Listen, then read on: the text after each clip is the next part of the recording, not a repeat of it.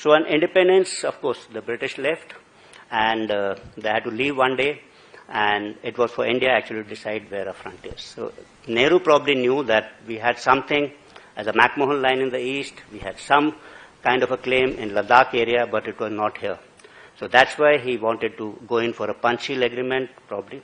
And for the Chinese also, it was because when they had kind of liberated, so-called liberated Tibet, they had moved into Lhasa, they had moved into Xinjiang.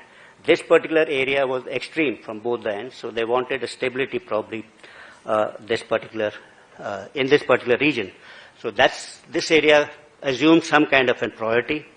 So independent India was keen to build good relationship with China, and once it gained independence in 1940, China, once it was independent in 1949, it pursued neither its claims for enclaves and gave up the special privileges which had inherited from the British. I forgot to mention that British also, after the Young Husband expedition, because of this great game which was taking place, did inherit some privileges like keeping of armed escorts and trade agents, and in the middle sector they were at Ghatok.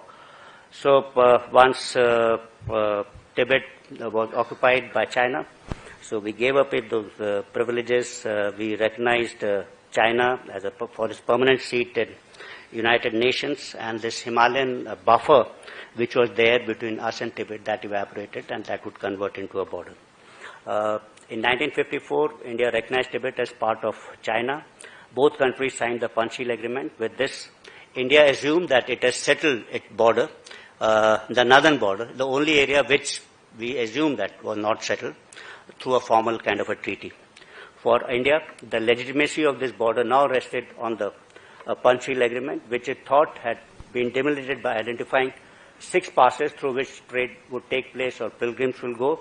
That are Shipkila, Mana, Niti, Kangri Bangri, and Dharma and Lipuli. But the Chinese stand was that this agreement was negotiated only for trade, and it nowhere reflected the Chinese stand on the